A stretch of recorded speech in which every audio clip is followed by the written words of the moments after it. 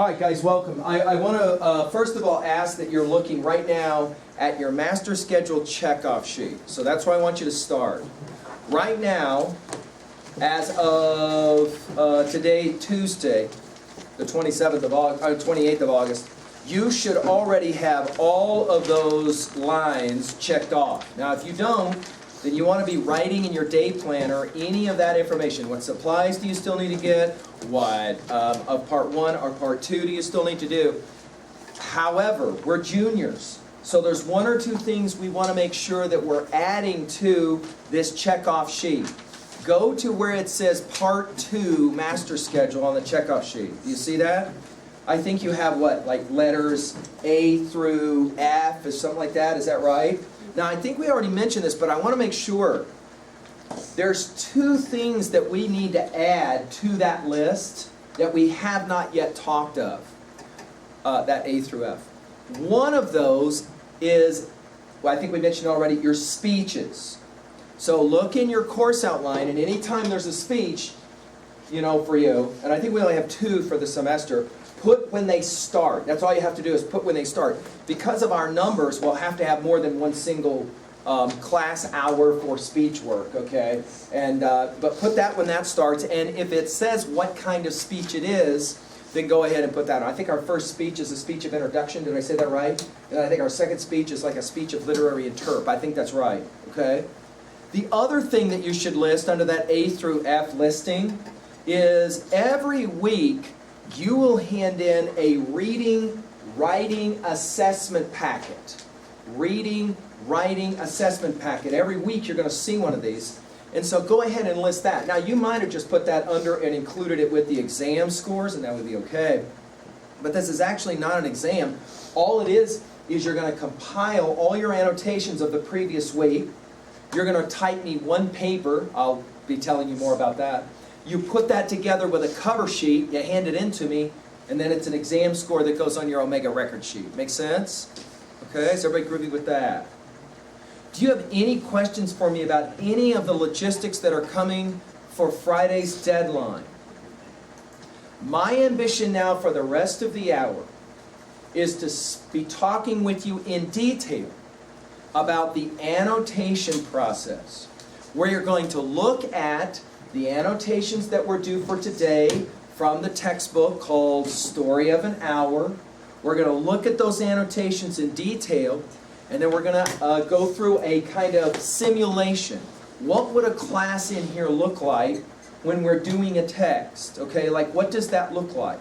We're going to kind of simulate it today. Notice what we do in this class. I introduce you to a concept, don't I? Then I, like learning journals, annotations. Then I kind of walk you through how to do it. Did you notice this? Then we actually do it for practice. Did you notice this? We don't have any actual annotations for real scores until later in the week next week. Does that make sense? So I kind of walk you through it so that you understand what you're doing. Now, if after this presentation today you still are kind of lost, you can always come in during orange period. You can go back and watch the lecture again online at learnstrong.net. You can watch other tutorials about annotations. See, and so there's lots of ways to kind of get help. Let's begin, though, by making some quick observations about what you already have that I've given to you. If you are new to this ride, you should right now have out page 2 of the Day 1 packet. Page 2 of the Day 1 packet. It will say it at the bottom with a number 2 and a circle around it. Now, of course, at this point, you should already have your 3-ring notebook set up. Outstanding job, Mr. Nolan. Along with your dividers. And this paper will be in the master schedule section of your notebook. But if you don't have your 3-ring notebook yet, you maybe have put that in a folder or even maybe in your Omega file. And that's fine, because you don't need your notebook completely put together until what day? Friday. You got it on the 31st, right? The point I want to make right away is that all of the information that I'm now going through on annotations, you can find on learnstrong.net as a tutorial. You can also find an example of the paper that I believe Mr. Paulson held up earlier for us. That's the actual annotation form itself. It's right there on learnstrong.net. You can find it, you can print it. or you can just create your own, okay? So as we go through this process of what does it mean to annotate, if you have any questions or concerns, you can always go back to the Learn Strong site. You can watch tutorials. Of course, page 2 of the Day 1 packet will also help you. There it is in writing as well. Okay?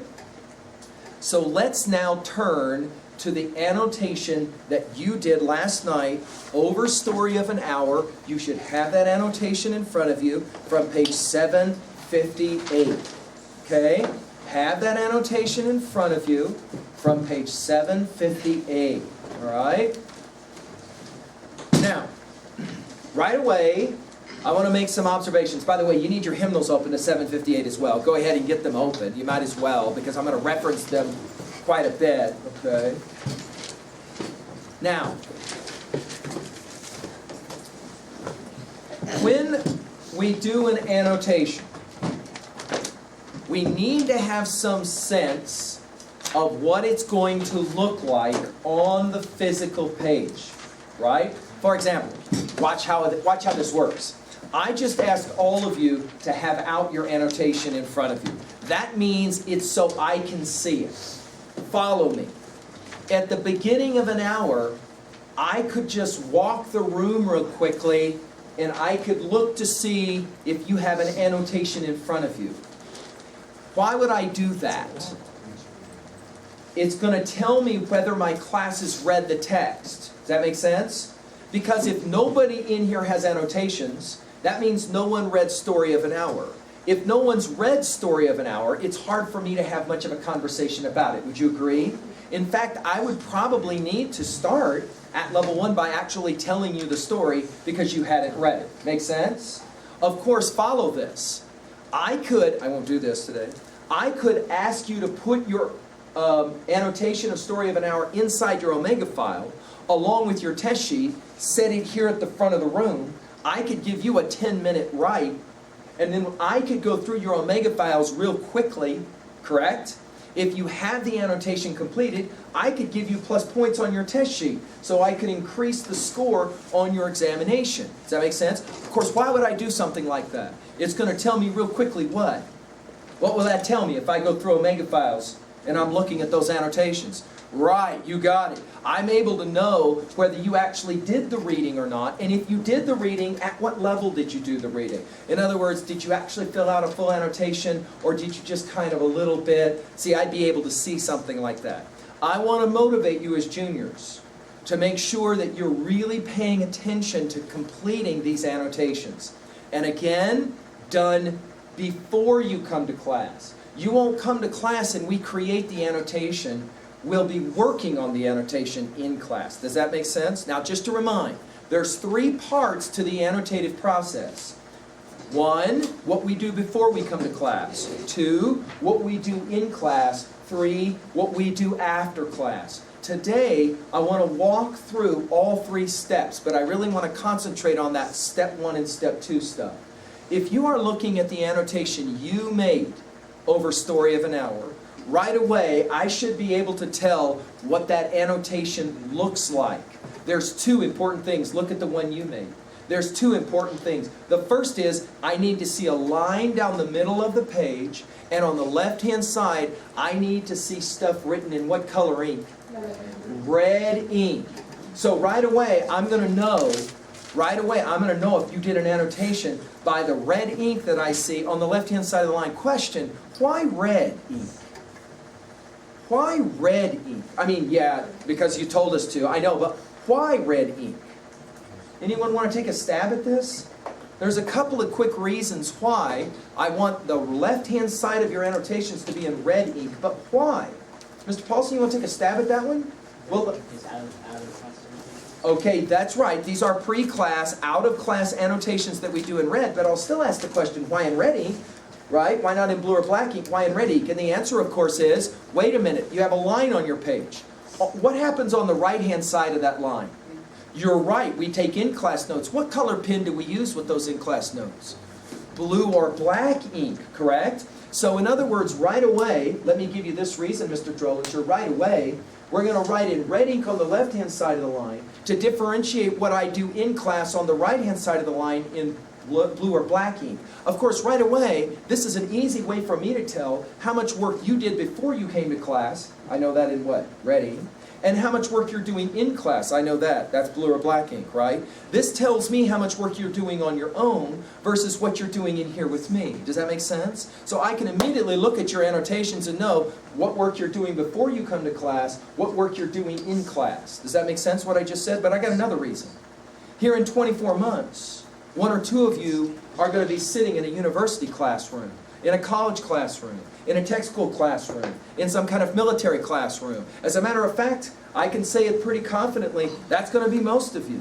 Because you're going to make a decision that you want to try and make a little money before you retire from work.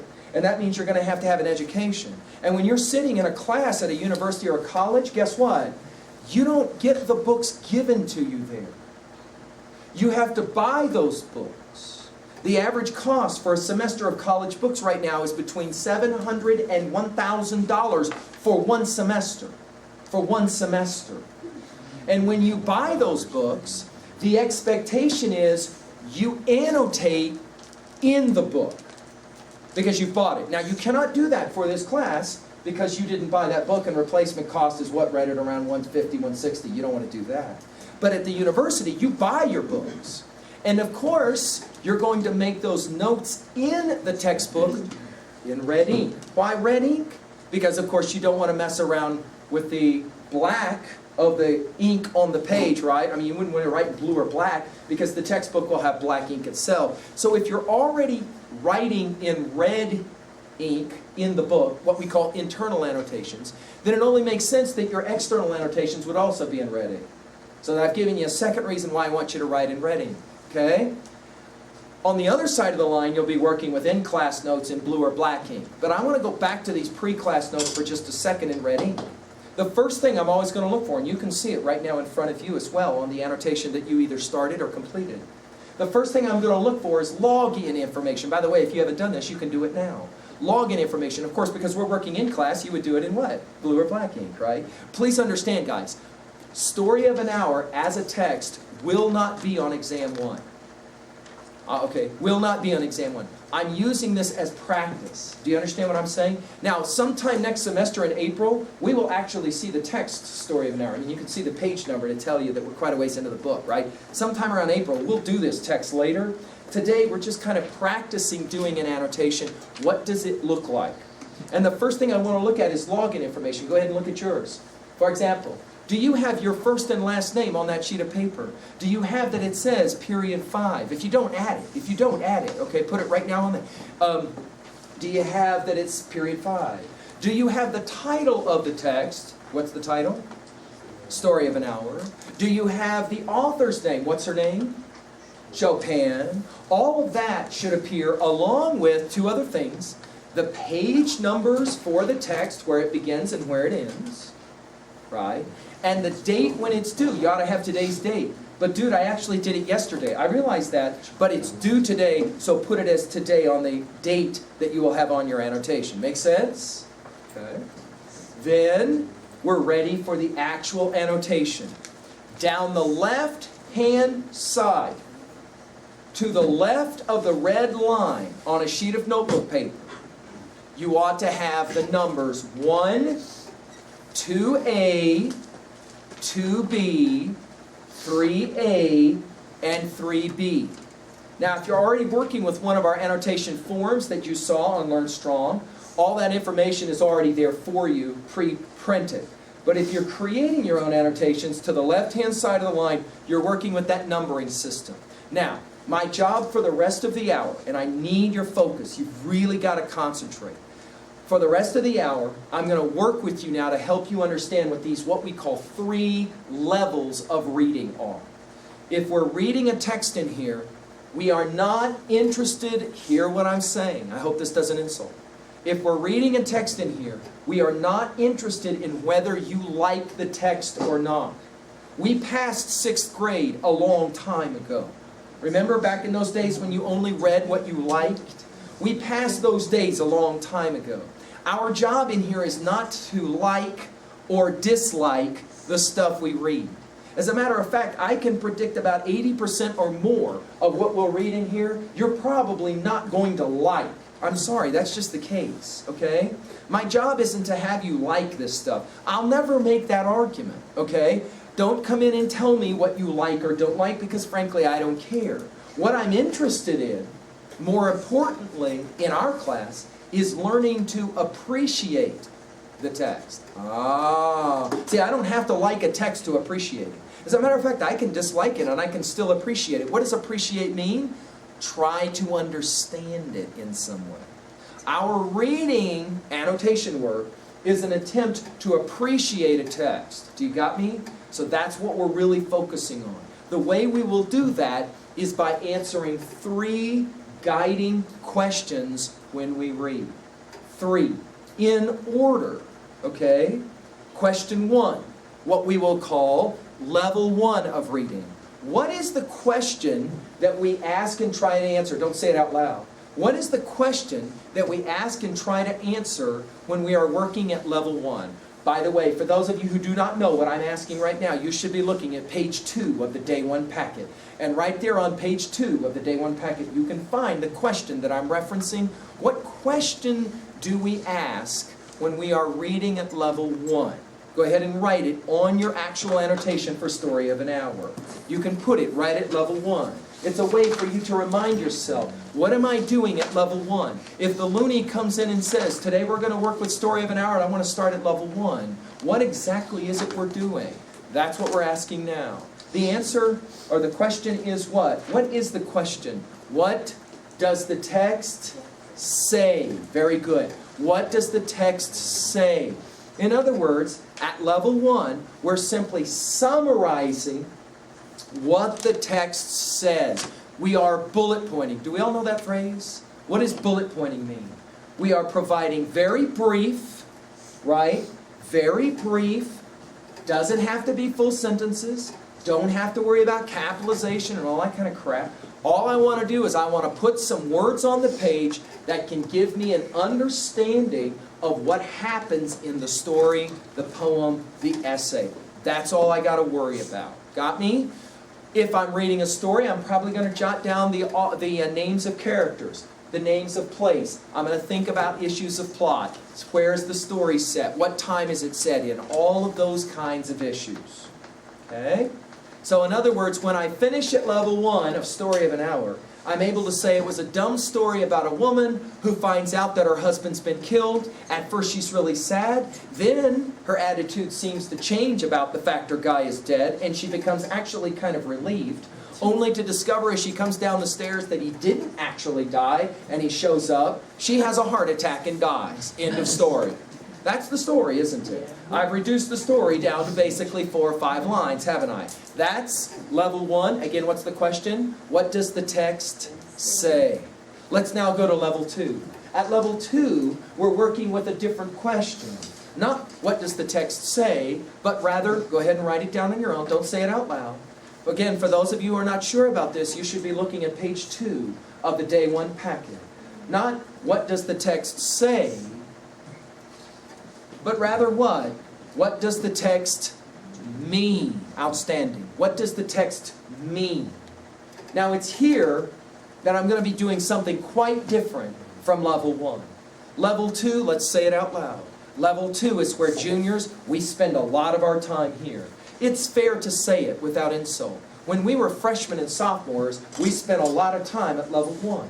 Basically, we had to figure out what's going on in the story at level 1. But at level 2, as juniors, we're going to spend a lot of time trying to answer the question, what does the text mean? But we're going to divide this level of reading up into 2 parts. This is huge. Stay with me. At 2A, we're going to ask you to bullet point 3 messages or themes from the text. 3 messages or themes from the text, okay? So yes, it is a dumb story about a woman who hears her guy is dead. First she's sad, then she's happy, then he comes home and she dies. That's level 1. But what does that text mean in terms of messages or themes. By the way, we'll come back here in a moment after we finished outlining and maybe have a little discussion of this story to try and maybe answer a question like this, all right? 3 messages or themes. Again, hello, all I got to do is bullet point it. I don't have to write in full sentences. Energy conservation matters here. I want you to be able to write these annotations as quickly as possible, okay? So you don't have to worry a lot about long sentences or any of that. Questions? Level 2, again, what does the text mean? 2A, themes, messages. Now let's go to 2B. Now this is often the level of reading that juniors kind of struggle with understanding exactly what it is that we're doing at 2B. We have a term for what we call level 2B. Now I'm going to see who read page 2 closely. We have a term for this. It's a word that starts with an R. Don't say it, write it down. If you know what this word is, write it down. If you don't know what I'm talking about, you should be looking at page 2 of the day 1 packet and try and find this R word. What is this R word we're talking about? Okay? And some of us will be practicing how we say this word. But often I will use this phrase, so I want you to know this phrase when you come into class. All right? We're talking about what? What do we call this level of reading? The what level of reading? Starts with an R. How do I use that word? Go ahead, Mr. Garza. How do I say that word? Excellent. The rhetoric or the rhetorical level of reading. Outstanding. RH, let's write it down together now. RHETORIC.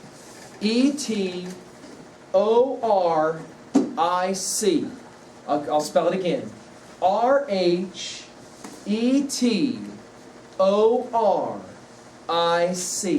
I put an AL on the end of it if I want to turn it into its adjectival use. Rhetorical, right?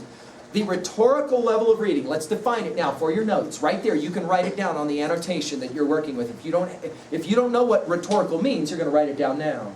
Not what the author says, but how the author says it. Not what the author says, but how the author says it. That's what we mean by the rhetorical level of reading. Okay?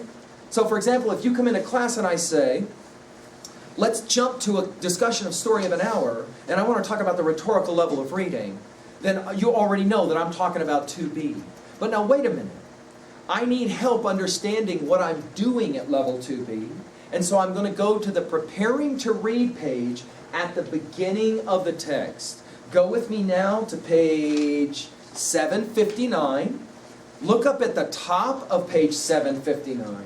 And do you see the phrase literary analysis? Do you see that phrase? Literary analysis. Raise your hand if you don't see what I'm talking about in your hymnal. Literary analysis. Now in 2B, you're always going to reference this literary analysis section on the Preparing to Read page. That's where you'll look before you even start reading, and you're going to jot down, first of all, if you haven't done this, do it now.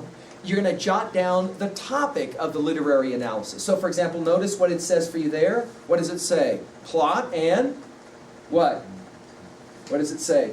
Conflict. Plot and conflict. Very good. Plot and conflict. So you literally will have those words written down on your paper at 2B. You're also going to make sure that you define any of the terms that are in bold. Do you see them there? For example, do you see that there's some discussion about internal versus what? External conflict. See, I could have come into class this afternoon and said, today I want to treat Chopin's Story of an Hour, and I want to begin by an analysis of the 2 different kinds of conflict that can be analyzed in this story. Mr. Drollinger, please lead our conversation. Now guys, I'm not asking Drollinger to do this off the top of his head, right? Extemporaneously. I'm asking him to look at his annotation, and he'll begin by saying, well, you know, Mr. McGee, I really don't know a lot about this, but I know that the hymnal says, under literary analysis, that there's 2 kinds of conflict, internal and external. And I think somehow that relates to this story, although I'm not totally sure how. See, all he did was work with his hymnal to help him get there. Now, while you're reading the story, if you see anything related to these literary analysis topics, you want to jot down, bullet point, an observation or 2. By the end of our semester together as juniors, we will have covered all of the major literary analysis techniques and terms, right, to get you ready and to help you as you get ready to become seniors and studying with me at this senior level. Make sense? Level 1, what does the text say? Level 2, what does the text mean? Now we turn to level 3. Level 3 also has a question. Not what does the text say, not what does the text mean, but now we have a third question at level 3. Write down that question. Again, if you don't know, you should be looking right now at the page 2 of the day 1 packet. What's the third question, the third level of reading question? How does the text relate? How does the text relate? Okay. The word relate is our word contiguous. That means together. In other words, we're going to bring our text that we're studying, in this case, Story of an Hour, and we're going to set it up alongside some other texts that we know as well as ourselves. We're going to splay or separate level 3 into 2 parts. We're going to work with 3A, and here we're going to ask, how does this text relate to other texts? To other texts. Okay? Now, I want to point out something here. When I use the term text, I'm using it very inclusively. What do I mean by that? I use the word text to mean anything you've read, anything you've seen, any game that you've played, any music that you've listened to, TV shows that you've watched, movies that you've watched, and of course any of the games that you play. All of that for me is texts. In our class together, we put as equal a play like Hamlet and a movie like Dumb and Dumber. We see them both as texts. And guess what? Both of them are equally important for us in our appreciation of the text. Do you got me? Okay? So, what are you doing at 3A? You are listing 3 texts that relate to the text, and then briefly stating why they relate. Why they relate. Okay? 3 texts, and then briefly listing why they relate. Alright? Any questions about 3A? Look good. Let's go to 3B. I will say to you that as juniors, we will concentrate often at the 3rd level of reading, especially 3B. Here at 3B, we're going to answer the question, how does the text relate to me personally? How does the text relate to me personally? Okay? Now here, most of the time, if you're working on your own invented annotation page, you'll probably flip it over and write on the back. If you're working with a form that you downloaded off the net at Learn Strong, then you've got room right there and you'll do this. You're writing 5 to 7 sentences, a paragraph. In this paragraph, you are going to try to find some way to relate personally to the text. Now, why would we do that? Jot down a reason why we do that. Why would I ask you to relate personally to the text, Story of an Hour? Some dumb story about some girl that loses her guy and then she doesn't and then she dies. Why? Why would I ask you to relate personally to the text? Ms. Hep, why? It is going to be a powerful mnemonic. There's a good word, mnemonic, of a relating to memory. If you have the ability to somehow relate to the text, you will remember the text, hopefully long enough, right, to be able to do well on the exam. So, we're going to ask you to relate to the text. Hello? You do not get to say, I do not relate to this text. Way wrong answer, sorry. We never get to write that at 3B. You have to work to find some way to relate to the text. Do you got me? Any questions then about what we're doing when we're doing pre-class notes for our annotations? All right, good. Let's go to the second part. The second part of annotations is what we do in class. Now, wait a minute. When we're working in class, we're not working with red ink anymore, are we? What ink are we working? That's right, blue or black ink. Not pencil, blue or black ink. The only time you really work with pencil in in-class or pre-class notes would probably be in the math work that you might be doing, where you're solving problems and the like. But in a class like this, now we're working with blue or black ink and you're working in-class notes. Question, I want to see how many of you actually read closely page 2 of the Day 1 packet, or you watched your tutorials on Learn Strong. Question. Don't say it, write it. In class, what are the 2 things I'm looking to do in class when I'm taking notes? Write it down. What are the 2 things I'm looking to do in class when I'm taking in-class notes? 2 things. What are they? Well, first, I'm looking for what? What we call what? Match information.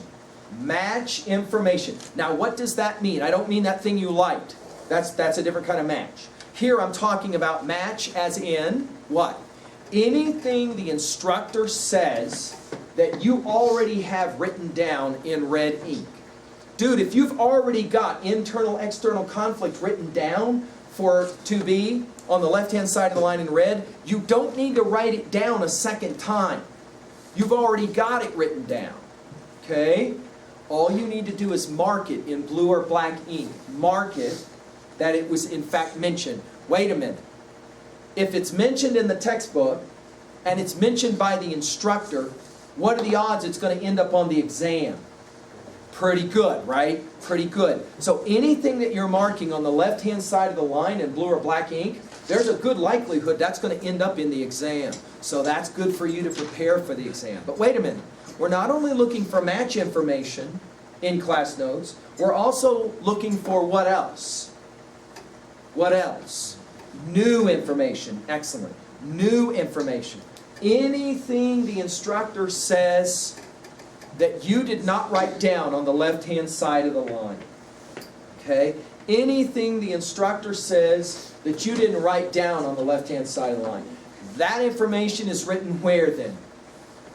On the right-hand side of the line. You got it. On the right-hand side of the line. Okay? Finally, how do we prepare for the examination using our annotations? We look at our annotations as a way to remind ourselves of what the text was about, what kinds of materials were covered, as we get ready for the examination itself. All right. Now, I don't have a lot of time, but I want to go ahead and look at the annotations that you have in front of you. For those of you who actually read Story of an Hour, I'm going to pretend now for the next few minutes that we're actually in a conversation about this text. And I want to begin by a couple of quick observations. If you were to walk out this door and your pal were to say, dude, what'd you do in 303? And you say, oh, we worked with this story by this chick called Chopin, and the name of the story was Story of an Hour. And your pal went, what? That was the name of the story? Story of an Hour was the name of the story? And you go, yeah. And your friend says, why would she call it that? Well, now that's a really intriguing question. A 2A question. Jot down real quickly. Why do you think Chopin called a story about a woman who hears that her husband got jacked? She goes to her room. First she's sad, then she's happy. Yay, I'm free, she says. She has a weak heart, doesn't she? And that's why they were really worried about her. She comes down the stairs. Her husband opens the door and says, surprise, I'm home. I didn't die in the train wreck. And she immediately keels over dead from a heart attack. Now that's level 1. All I did was tell you the story, right? But now we're working at level 2A. Why would the person who wrote the story call the story Story of an Hour? That's a strange title. Let me ask you a second question for 2A. If you were to come up with a creative title for this story, what would you call it? Mine is Mama Got Jacked. But you can go ahead and come up with your own. What is a creative title for you? Come up with a creative title for this story. Obviously, it isn't going to be Story of an Hour. That one's already taken. Mama Got Jacked is too. So go ahead and come up with your own creative title. Oh, by the way, can you answer a question like this if you have not read the story? See how that works? Really hard to do these annotations if you haven't read the story, huh? Right?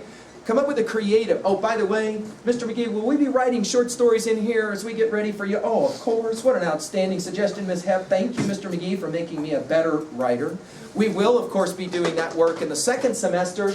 We'll do short stories and poems and all kinds of creative essays. Hurrah. Thank you, Mr. McGee. We'll do that later. Okay? Why did she call it Story of an Hour?